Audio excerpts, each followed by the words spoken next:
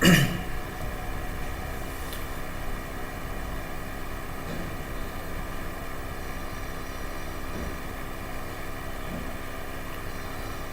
everyone and welcome to the economics class, live casting of economics class organized by KVS RO Jabalpur. Those who have joined me today, let me tell you that we have been organizing live casting since last week. So I have already finished the first chapter, that is money, of the second unit in macroeconomics, and in previous two lectures we have already finished the money chapter. Today we are going to deal with the chapter banking, which is the second chapter of second unit. Okay, myself Biraj Chhetri, PGT Economics, Kendriya Vidyalaya Barkuhi. So what will we be discussing in this chapter? The topics to be discussed in this chapter are as follows: meaning of commercial banks and central bank, functions of central bank, and then we will go to the credit control measures of central bank, and at last we will discuss about credit creation or money creation process by commercial banks. Okay. Now this chapter might take 3 to 4 classes. Okay, so today mainly we are going to discuss about the definition of bank, both commercial and central bank, its differences, and the functions of central bank. Okay, now here in our syllabus we have two types of banks. Okay, that is commercial banks and central bank. So let us first know what commercial banks means. Commercial banks are all those financial institutions. Commercial banks are those financial institutions, as you can see, those financial institutions which accepts deposits, okay, and give loans to the public, which accepts deposits from the public and give loans to the public, and with the only one sole motive, that is the motive of making profit or the profit maximization. Okay, now there are many financial institutions which only accepts deposits. Let's say the example of post office. Post office provides the public to deposit their money in post offices. Okay, in the similar way there are many financial institutions which give loans but does not take any deposits. Like there are many financial institutions in India also, you must have seen in the advertisement also. Okay, like India Bulls home loans, okay, HDFC home loans, those financial institutions which are only providing home loans or car loans, etc. Okay, so the example of commercial bank, in case of commercial bank, two things are to be satisfied, that is the financial institution should accept deposits and should be giving loans also simultaneously. Okay, so here the examples of commercial banks are like SBI, State Bank of India, Union Bank of India. This through Union Bank of India we make our fee payments in Kendriya Vidyalayas, isn't it? Punjab National Bank and ICICI Bank, etc. There are so many commercial banks in our country. In the similar way, central bank is the apex body. Apex means highest authority, okay, which controls, operates, regulates and directs the entire banking and monetary structure of the country.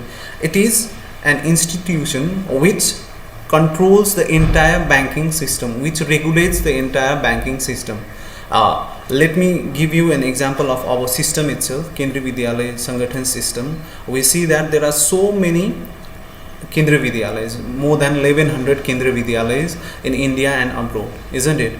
Now we can treat each Vidyalayas as the commercial banks, okay, and all this Kendriya Vidyalayas has its headquarter in Delhi, that is Kendriya Vidyalaya Sangathan headquarter.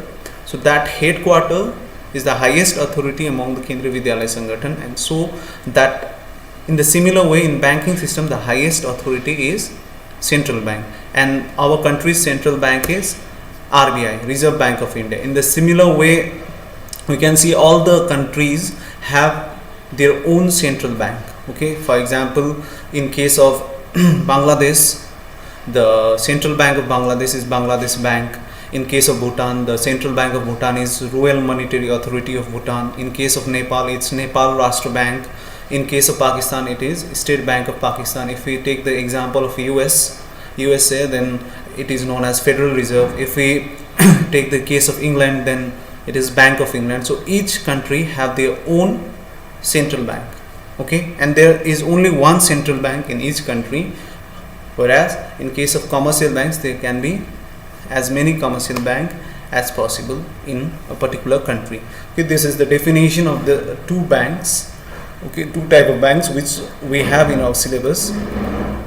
Now we will move on to the next topic, that is the difference between commercial bank and central bank. Okay, difference between commercial bank and central bank.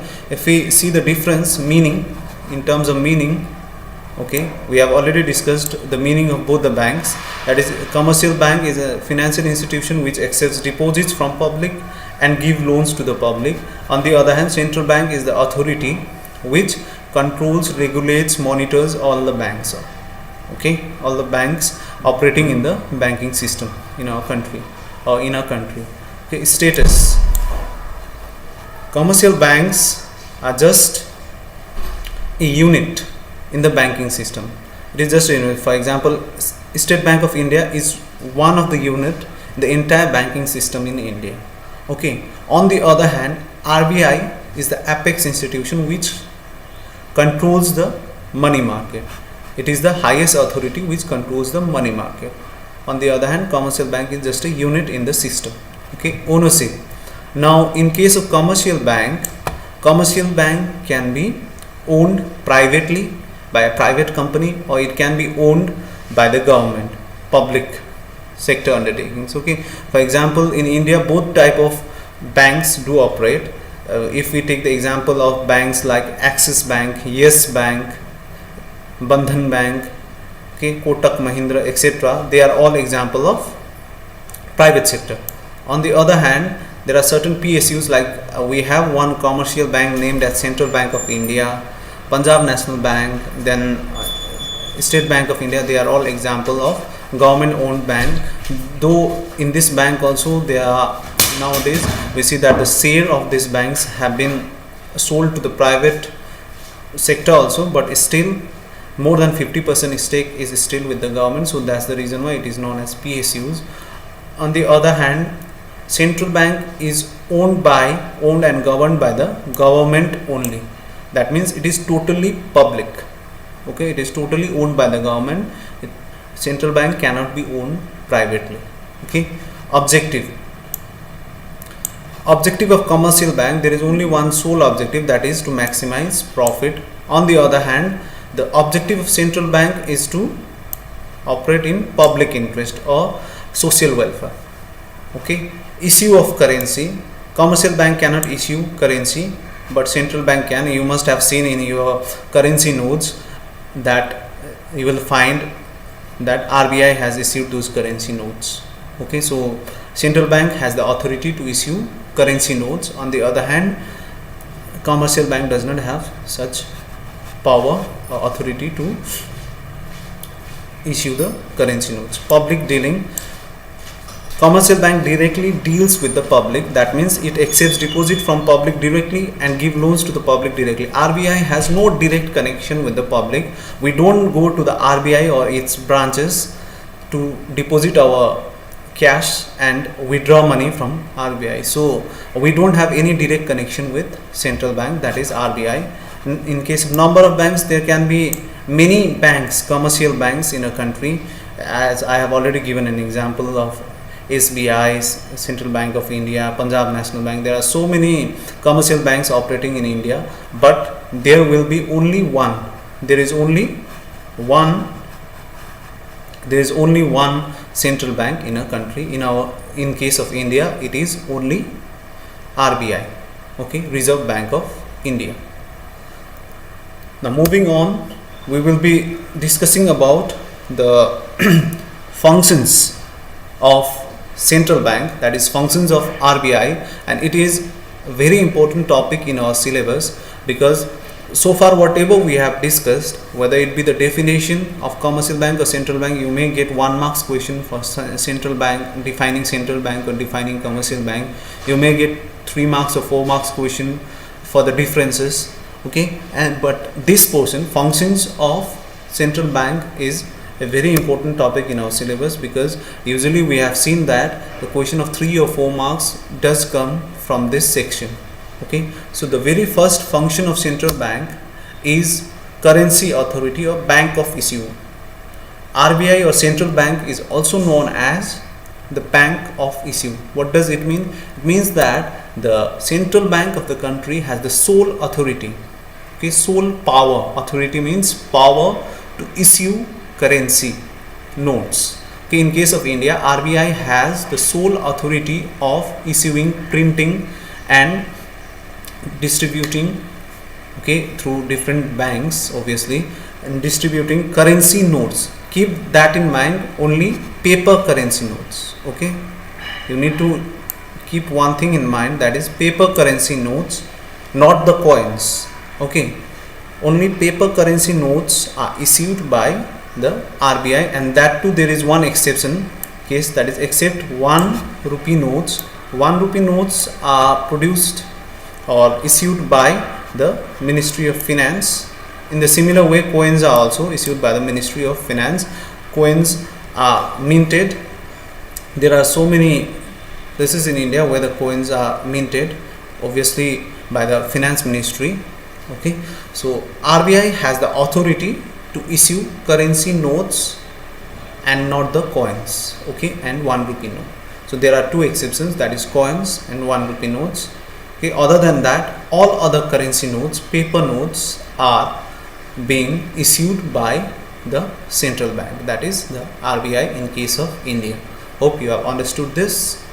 Okay, now we will move on to the next function of central bank.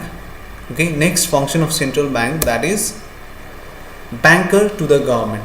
Now if we take case of commercial bank, commercial banks are banker to the public. Banker to the public means we can directly go to the commercial banks, deposit our money, withdraw our money, or take loans directly from the commercial bank. In the similar way, RBI or the Central Bank of India acts as a banker to the government. Banker to the government means now the government of India can deposit their revenues, deposit their money with RBI. Okay, they can take loan from RBI, make payment and receipts through RBI, the way we do through commercial banks. Through commercial banks nowadays we make online payments, etc., isn't it? In the similar way, government can make payment and receipts through central bank. Let's see how the RBI functions as a banker, or the central bank functions as a banker to the government. Okay, as a banker, it carries out all the banking activities of the government. What are the banking activities that central bank functions for the government are as follows. First is it maintains current accounts. See, as I have said, it accepts deposits, so current account for the government to keep their cash balance. Whatever money we deposit in the form of taxes, it will go to the government's revenue, and Indian government will obviously keep that money somewhere, isn't it? They will have to keep those money somewhere in the bank, and the bank which they will use is the RBI, where they will put those money in their current account with the RBI. Now second is it accepts receipts. RBI accepts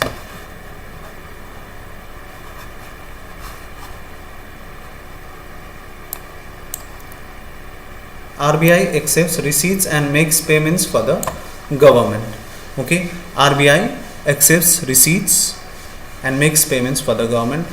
In the similar way in which commercial bank accepts our deposits and give loans to us or make payments in our regard, in the similar way RBI will accept receipts from the government and make payments on behalf of the government. Okay. Next, it gives loans and advances to the government for temporary periods.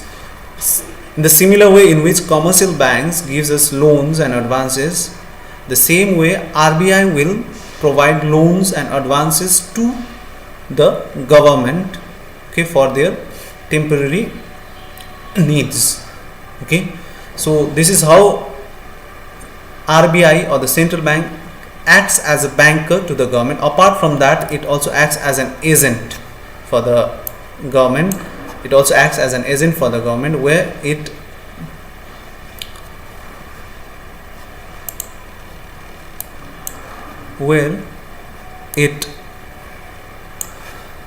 bears the responsibility, okay, where it bears the responsibility of managing the public debt. Public debt means public debt here means public borrowings, the borrowings which the government makes from the public.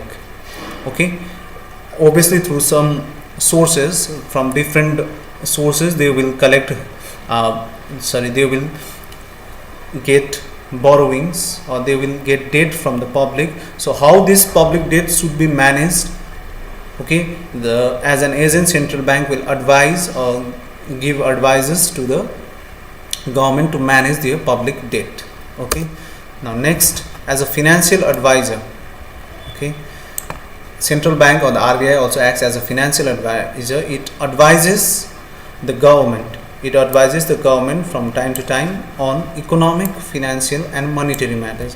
Now, regarding the financial situation of the country, or the monetary situation, monetary condition in the country, or the economic situation in the country, depending on how the economic situation is, RBI time and again suggests government to take various steps. Like recently, since we are all facing a pandemic throughout the world, and obviously Indian economy is also hampered because of this pandemic.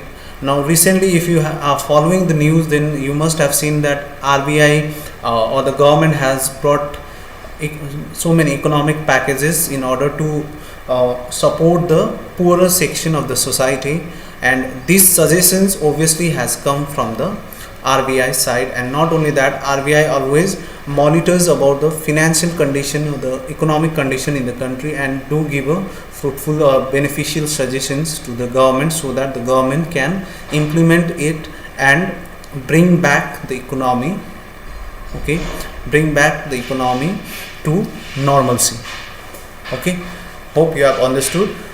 As a banker to the government, RBI simply functions as a banker to the government in the similar way in which commercial banks function as a banker to us. Like, it accepts deposits from the government.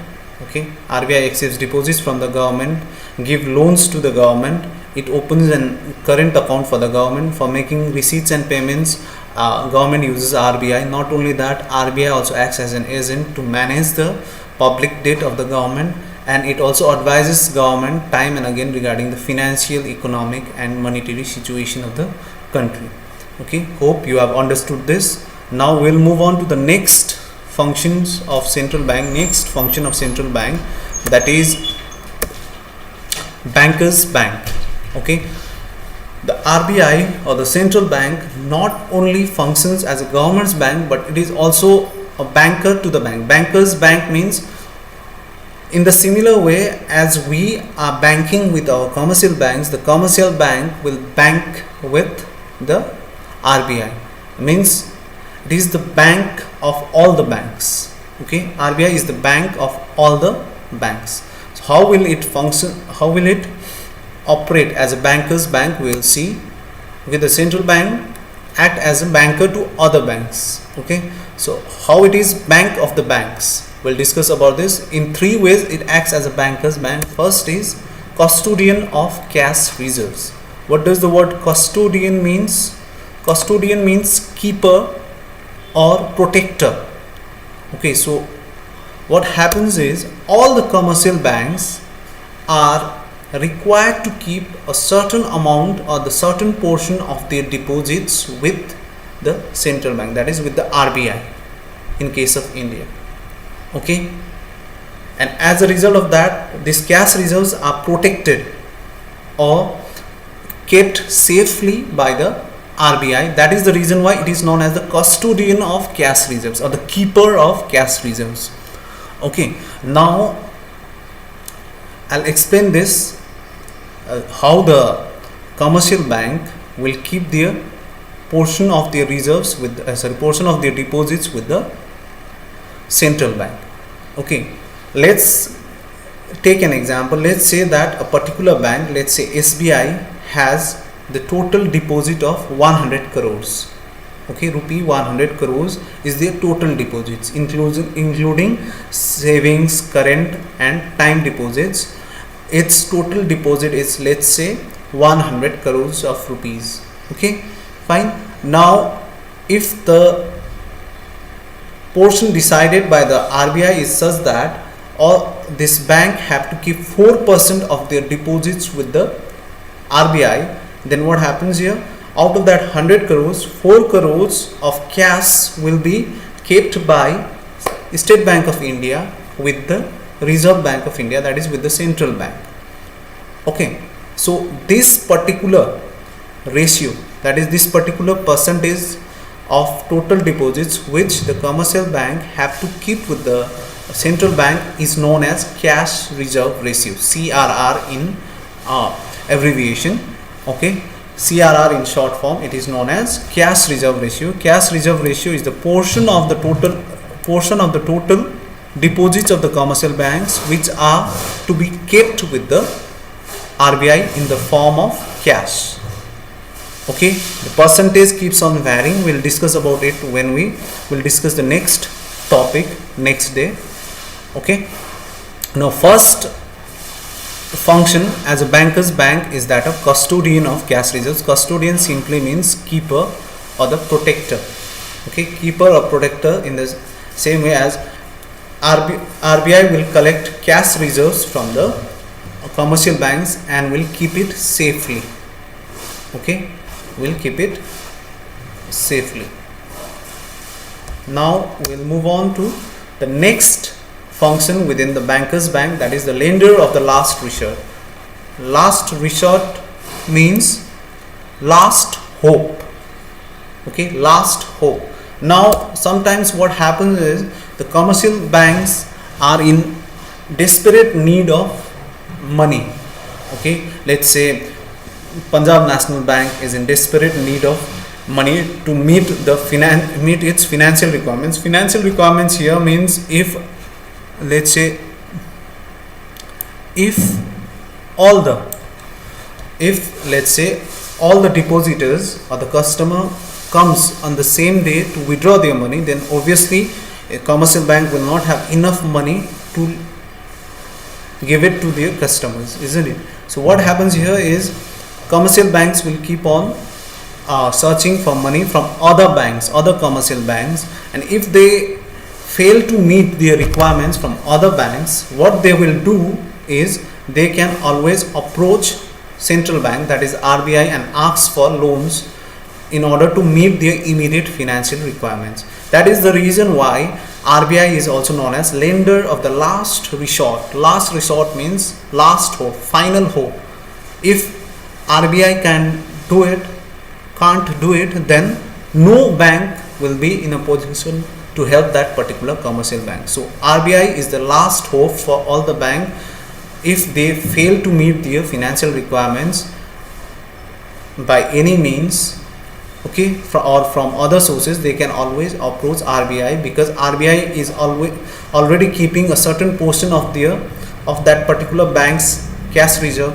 Okay, and using that cash reserve itself, RBI will help out that particular bank. Okay, hope you have understood this. And the last function within this banker's bank is that of clearing house. Clearing house means such a place where all the dues will be cleared off. Okay, it is such a place where all the dues, okay, mutual dues will be cleared out. Okay, there will be no dues left after you move out of this particular place. Okay, so what RBI does is RBI also operates as a clearing house for all the commercial banks. since all the commercial banks are keeping a portion of their deposits in the form of CRR with the RBI, okay, and we all know that in our economy we see that all the banks are interrelated. A person having his bank account in one bank will issue a check to another person who is having bank account in another bank. So what happens here is the banks are interlinked with each other. So obviously there are certain dues of one bank over another bank. So how will these dues be settled? These dues will be settled at one go by the RBI, okay, out of the cash reserves which the RBI has with it. Okay, I'll explain this with the help of an example. Okay, let's say there are three person. Okay, person A who is having a bank account, savings account in say SBI. Okay, there is another person, person B, who is having his account in ICICI Bank, and there is another person, person C, who is having his account in say Punjab National Bank. Okay, now further let us assume that person B, okay, further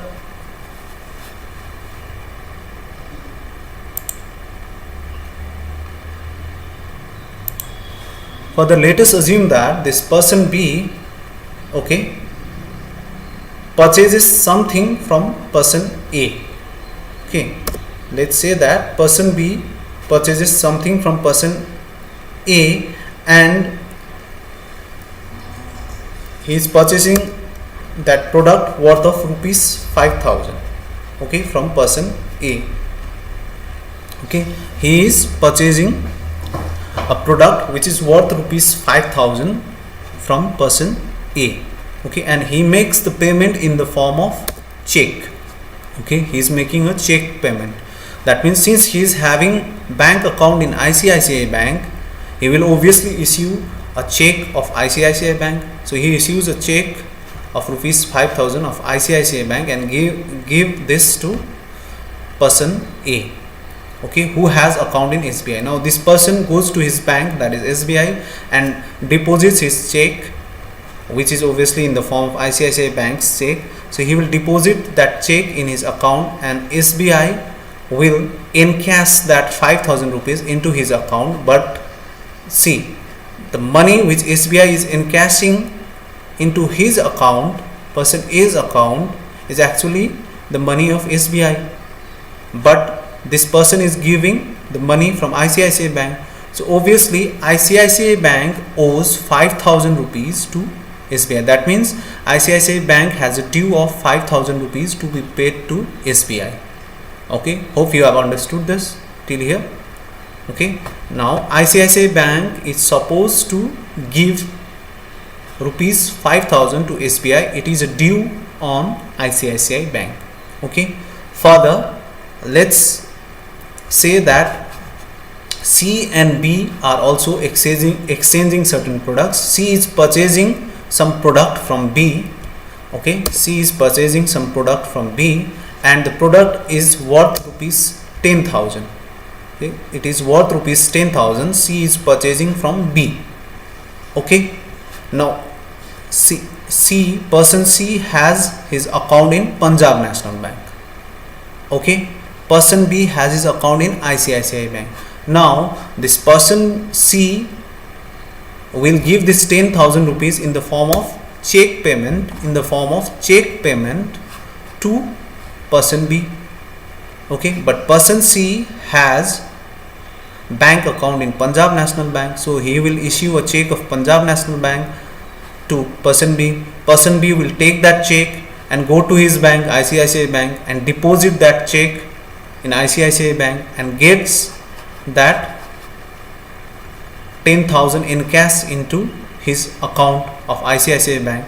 Now ICICI Bank will put that 10,000 rupees from its reserves, isn't it, from its deposits. So obviously Punjab National Bank now has a due of rupees 10,000 to be paid to ICICI Bank. Now if we take this both the cases together. Now we get the result that ICICI Bank will have to pay 5,000 to SBI, Punjab National Bank will have to pay 10,000 rupees to ICICI. Now further, let's say A and C are also exchanging with each other in such a way that A is purchasing some product from C. Okay, A is purchasing some product from C and the price is rupee 8,000. Okay, so A is to give rupee 8,000 to C. Now A makes the payment again in the form of check. Okay, this check is of SBI. Since A has the account in SBI, so this check is of SBI. Okay, now he issues this check to C, person C, who has account in Punjab National Bank.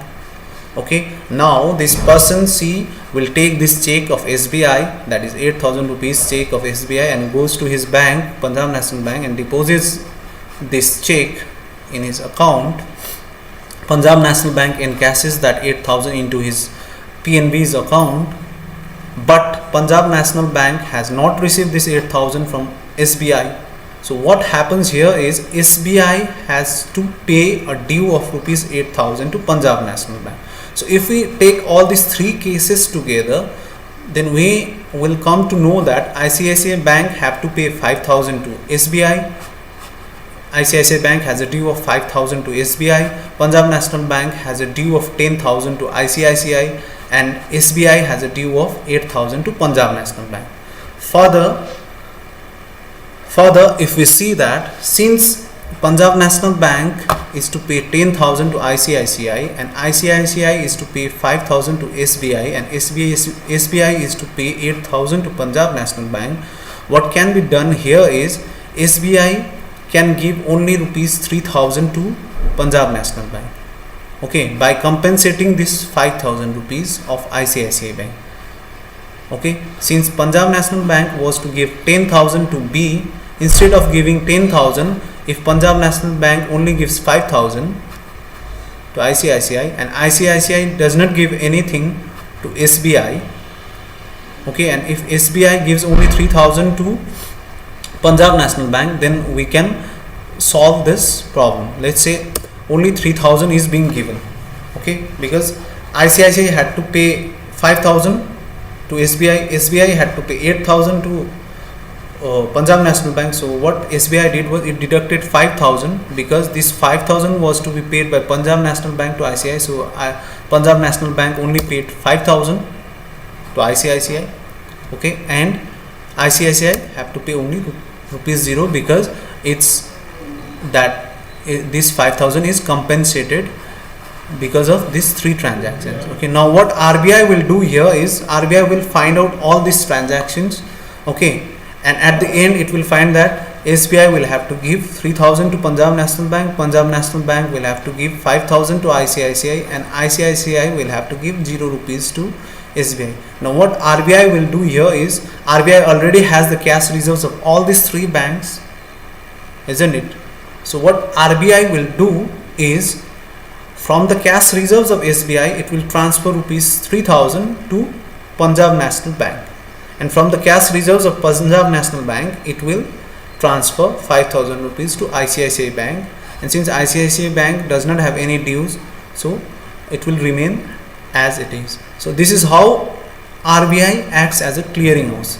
Here what happens is SBI will not pay rupees 3,000 directly to Punjab National Bank because RBI will do it on behalf of SBI by transferring the fund from the reserves of SBI to the reserves of Punjab National Bank. In the similar way, Punjab National Bank will not have to pay this 5,000 to ICICI Bank because RBI on behalf of Punjab National Bank will transfer rupees 5,000 from the reserves of Punjab National Bank to the ICICI Bank, and since ICICI Bank don't have anything to do not have any dues, so there will be no transfer from the reserves of ICICI Bank to the SBI.